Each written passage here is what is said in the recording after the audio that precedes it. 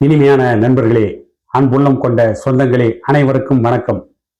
கடந்த 2 நாட்களாக இணையதளம் சூடாகி கொண்டிருக்கிறது. இணையதளம் சூடாகி கொண்டிருக்கின்ற இந்த நேரத்தில் பார்ப்பானிய ஏடு தினமலர் ஒரு செய்தியை வெளியிட்டிருக்கிறது. அது என்னவென்று இந்த காணொலியில் சற்று விரிவாக காண்கிறோம். மருத்துவர் ஐயா அவர்கள் பாட்டாளி மக்கள் கட்சியின் நிறுவனர், பாட்டாளி மக்கள் கட்சியின் தலைவர், அவரை பற்றி ஒரு அவதூறான செய்தியை இன்றைக்கு இணையதளங்களிலே பலர் அரசியல் நாகரிகத்தை தாண்டி அரசியலில் அநாகரிகமாக நடந்து கொள்கின்ற சில ஈன பிறவிகள் வெளியிட்டுக் கொண்டிருக்கிறார்கள். அதை ஒரு பெரிய செய்தியாக்கி தன்னுடைய அரிப்பை தீர்த்து கொள்ள முயல்கிறது தினமலர் என்கின்ற பார்ப்பானிய ஏடு. மருத்துவர் ஐயா அவர்களுக்கு ஒரு 2வது மனைவி இருப்பதாக இந்த தினமலர் என்கின்ற பார்ப்பானிய ஏடு 8 காலம் செய்தி வெளியிடுகிறது. இந்த தினமலர் என்கின்ற பார்ப்பானிய ஏட்டை பார்த்து நான் என்ன கேட்கிறேன்? ஒய்ஜி மகேந்திரனுடைய மகள் மதுவந்தி என்கின்ற ஒரு பாப்பாத்தி உங்களுக்கு இன விருத்தி செய்வதற்கு, இன பெருக்கம் செய்வதற்கு பாப்பாத்தி தேவையா என்று கேள்வி கேட்டாலே, என்று ஒரு ஆபாசமான கருத்தை கூறினாலே, அதை பற்றி ஏன் இந்த தினமலர் ஏடு பெரிய அளவில் பிரச்சாரம் செய்யவில்லை? ஏனென்று கேட்டால், பார்ப்பான்கள் செய்தால் சரி, மற்றவர்கள் செய்தால் குற்றம், இப்படி ஒரு புதிய நீதியை, ஒரு அநீதியை திட்டமிட்டு பரப்பி கொண்டிருக்கின்ற பார்ப்பானிய ஏடுதான் தினமலர். சரி, அந்த ஏடுதான் அப்படி இருக்கிறது என்று சொன்னால், கிட்டத்தட்ட ஒரு அரை நூற்றாண்டுகளை நெருங்கப் போகின்ற சமூக நீதிக்காக போராடிய தலைவர், தமிழ்நாட்டில் மக்களை பாதிக்கின்ற அத்தனை பிரச்சனைகளிலும் மக்களுக்கு ஆதரவாக இருந்து ஆட்சியாளர்களுக்கு சிம்ம சொப்பனமாக விளங்கிய ஒரு தலைவர், சுற்றுச்சூழலை பாதுகாக்க தன்னை அர்ப்பணித்துக் கொண்ட தலைவர், நதிநீர் பாழாக கூடாது என்று பல நதிநீர் திட்டங்களை கொடுத்து அவற்றை நிறைவேற்ற வேண்டும் என்று பல ஆண்டுகளாக தொடர்ந்து போராடி கொண்டிருக்கின்ற ஒரு தலைவர், மருத்துவர் ஐயாவை பற்றி அவதூறான செய்திகளை வெளியிட்டுக் கொண்டிருக்கிறார்கள். இந்திய அளவில், உலக அளவில், தமிழ்நாட்டு அளவில் ஒரு தலைவனை வீழ்த்த முடியவில்லை என்கின்ற பொழுது, ஒரு தலைவனை தோற்கடிக்க முடியவில்லை என்கின்ற பொழுது, அந்த தலைவனை எப்படியாவது தோற்கடிக்க வேண்டும் என்று நினைக்கின்ற அயோக்கியர்கள் கூட்டம் ஒரு கடைந்தெடுத்த மோசமான வேலையை செய்யும். அது என்னவென்று கேட்டால், மகாபாரத காலத்திலிருந்து நடந்து கொண்டிருக்கிறது. கௌரவர்கள் பக்கம் முதல் பிரதம சேனாதிபதியாக இருந்த பீஷ்மரை வீழ்த்த முடியவில்லை. பீஷ்மரை வீழ்த்துவதற்கு என்ன காரணம்? பீஷ்மரை எப்படி வீழ்த்தலாம்?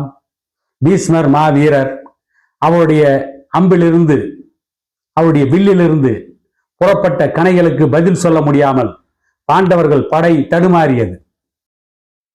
பீஷ்மரை எப்படி தோற்கடிக்கலாம்? என்ன யுக்தியை கையாண்டால் பீஷ்மரை தோற்கடிக்க முடியும் என்று ஆலோசனை செய்த பாண்டவர்களும் கிருஷ்ண பரமாத்மாவும் சிகண்டி என்கின்ற ஒரு பெண்ணை கொண்டு வந்து பீஷ்மருக்கு எதிராக நிறுத்தினார்கள்.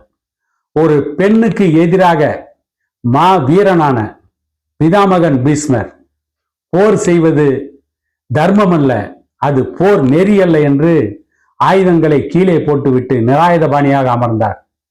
அதற்கு பிறகுதான் அர்ஜுனன் அம்பை விட்டு பீஷ்மரை சாய்த்தார். பீஷ்மரை அர்ஜுனன் சாய்த்த பிறகு சிகண்டி அம்பை விட்டு பீஷ்மரை சாய்த்தார்கள். இருந்தாலும் கூட பீஷ்மர் எப்பொழுது நினைக்கிறாரோ அப்பொழுதுதான் சாக வேண்டும் என்ற வரத்தை பெற்றவர். ஆகவே அவர் நினைத்த நேரத்தில்தான் தன்னுடைய விதியை, தன்னுடைய உயிரை அவர் மாய்த்து கொண்டார் என்பது மகாபாரதம். இங்கிலாந்தில் மார்க் மில்லன் மந்திரி சபை, அந்த மந்திரி சபை வீழ்த்துவதற்காக கிறிஸ்டியன் ஹீலர் என்கின்ற ஒரு பெண்ணை பயன்படுத்தி அந்த மந்திரி சபையை காலி செய்தார்கள். அதற்கு பிறகு இங்கிலாந்தில் பமீலா என்கின்ற ஒரு பெண்ணை வைத்து இங்கிலாந்து மந்திரி சபையை வீழ்த்துவதற்கு திட்டம் போட்டார்கள். அது ஒரு சில எம்பிக்களுடைய பதவியை காலி செய்துவிட்டு மந்திரி சபையை வீழ்த்த முடியாமல் தோற்று போனது. ரோமாபுரியில் கிளியோபட்ராவை கொண்டு வந்து முன்னாலே நிறுத்தி மிகப்பெரிய சொற்பொழிவானன், கப்பல் படையை வழிநடத்துவதில் கெட்டிக்காரன், கப்பல் படையின் தளபதியாக சிறந்து விளங்கிய மார்க் ஆண்டனியை கிளியோபட்ரா என்ற ஒரு பெண்ணை கொண்டு வந்து விட்டு ரோமாபுரியை சாய்த்தார்கள். மார்க் ஆண்டனியை மாய்த்தார்கள். அதோடு ரோமாபுரியின் சரித்திரம் சாய்ந்தது. இந்தியாவில் சுதந்திர போராட்டம் உக்கிரமாக நடந்து கொண்டிருந்தது. இந்தியா சுதந்திரம் பெற்றுவிடும் என்கின்ற நேரத்தில் இந்தியாவில் புகழ்பெற்ற தலைவராக வளர்ந்து கொண்டிருந்தார் காங்கிரஸ் கட்சியின் ஜவஹர்லால் நேரு அவர்கள். ஜவஹர்லால் நேருவுக்கும் நமக்கும் சமூக நீதி பிரச்சனையில், இடஒதுக்கீட்டு பிரச்சனையில் கருத்து வேறுபாடு உண்டு. அது வேறு. நமக்கும் அவருக்கும் கொள்கை வேறுபாடு உண்டு. முதல் பிற்படுத்தப்பட்டோர் ஆணையம் காக்கா கலேல்கர் ஆணையத்தை அவரே நியமித்தார், அவரே அதை அளித்தார். இந்த குற்றச்சாட்டு ஜவஹர்லால் நேரு மீது இருக்கிறது. ஆனால் ஜவஹர்லால் நேருவை வீழ்த்த வேண்டும் என்று நினைத்தவர்கள் கட்டிவிட்ட கதைதான் இந்தியாவின் கடைசி கவர்னர் ஜெனரலாக இருந்து இந்தியாவிற்கு சுதந்திரத்தை தந்த மவுண்ட் பேட்டன் அவர்களுடைய மனைவி எட்மினா மவுண்ட் பேட்டனுக்கும் ஜவஹர்லால் நேருவுக்கும் தொடர்பு இருக்கிறது என்று ஒரு கட்டு கதைகளை அவிழ்த்து விட்டார்கள். அது இன்று வரை பேசுபொருளாக இருக்கிறது. இப்படி இந்தியாவில் பெண்களை வைத்து பல தலைவர்களை அழிக்க நினைத்த வரலாறு உண்டு. சத்ரபதி சிவாஜி இந்து மதத்தை காப்பாற்றினார், அவர் இல்லை என்றால் நாம் எல்லாம் முஸ்லீமாக மாற்றப்பட்டிருப்போம் என்று ஒரு பிரச்சாரத்தை இன்றைக்கு செய்து கொண்டிருக்கிறார்கள். சத்ரபதி சிவாஜி ஒழுக்கமானவன் என்று பிரச்சாரம் செய்து கொண்டிருக்கிறார்கள். அதை நானும் ஏற்றுக்கொள்கிறேன்.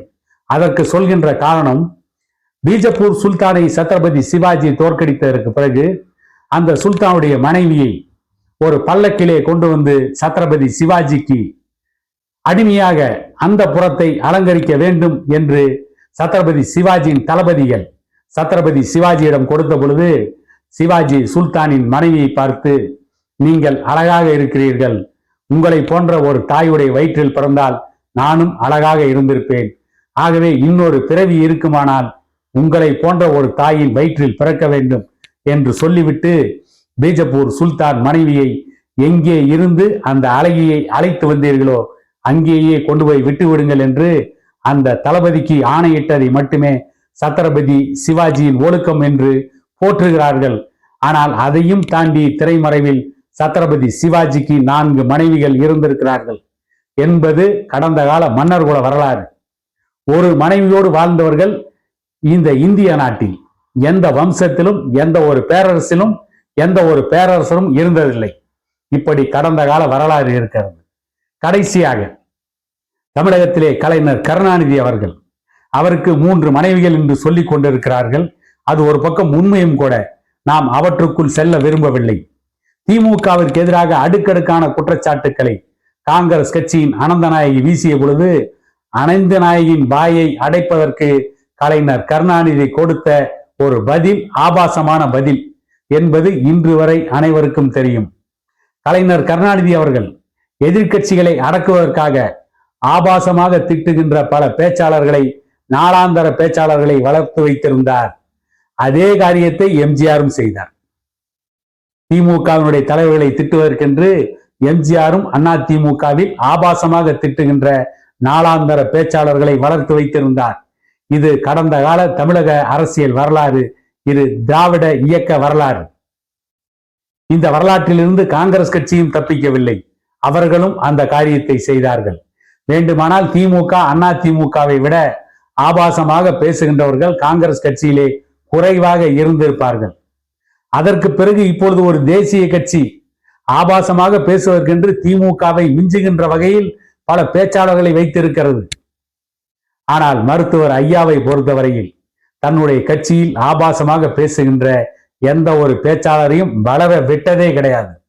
அப்படிப்பட்டவர்களை ஆரம்பத்திலேயே முனையிலேயே கிள்ளி எறிந்திருக்கிறார். அவர் மீதுதான் இன்றைக்கு அருவருக்கத்தக்க குற்றச்சாட்டுக்களை வைத்துக் கொண்டிருக்கிறார்கள். அப்படிப்பட்ட குற்றச்சாட்டுகள் இல்லாத தலைவர்கள் தமிழக அரசியல் அரங்கத்தில் கிடையாது.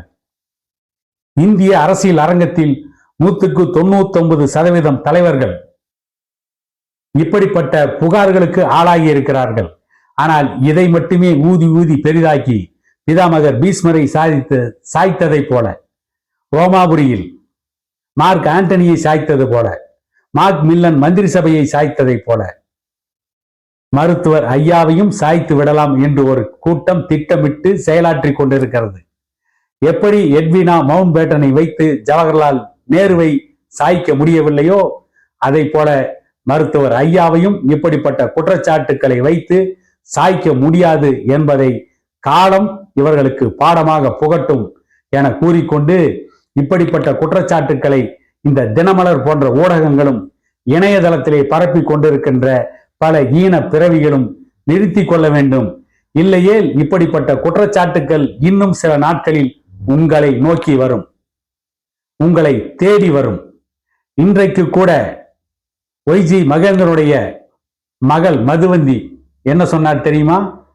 சில நாட்களுக்கு முன்பு, சில மாதங்களுக்கு முன்பு, சில வருடங்களுக்கு முன்பு, இன விருத்தி செய்வதற்கு, இனப்பெருக்கம் செய்வதற்கு பார்ப்பன பெண்கள் உங்களுக்கு தேவையா என்று பச்சையாக கேட்டார். ஒட்டுமொத்தமாக பார்ப்பன பெண்களை, பிராமண பெண்களை மதுவந்தியை போல யாரும் இழிவுபடுத்த முடியாது. அந்த வழியில் வந்த தினமலர் நாளேடு. பார்ப்பனர்களை அவர்களே இழிவுபடுத்திக் கொள்கிறார்கள். அதை பற்றி எந்த ஒரு பார்ப்பன பத்திரிகையும் எழுதவில்லை. அதை பற்றி எந்த ஒரு பார்ப்பன ஏடும் கண்டிக்கவில்லை. ஆனால் இவர்கள் மருத்துவர் ஐயாவை கண்டிக்க வருகிறார்கள். இது எப்படி இருக்கிறது? இவர்கள் படிப்பது ராமாயணம், இடிப்பது பெருமா கோயில். இந்த சாத்தான்கள் வேதம் ஓதுகின்றன. இந்த தினமலர் போன்ற சாத்தான்களுக்கு வேதம் ஓதுகின்ற தகுதி இருக்கிறதா? அல்லது இவர்கள் ஓதுகின்ற வேதத்தில் கொஞ்சமாவது நியாயம் இருக்கிறதா என்று தமிழக மக்கள் பார்த்து கொண்டுதான் இருக்கிறார்கள். எப்படி எட்வினா மவுண்ட் பேட்டனை முன்னிறுத்தி ஜவஹர்லால் நேருவை வீழ்த்த முடியவில்லையோ, அதை போல எங்கள் தமிழின போராளி மருத்துவர் ஐயாவையும் வீழ்த்த முடியாது என கூறிக்கொண்டு, இன்னொரு காணொலியில் உங்களை சந்திக்கும் வரை உங்களிடமிருந்து விடைபெறுவது உங்கள் எடப்பாடி துரைசாமி.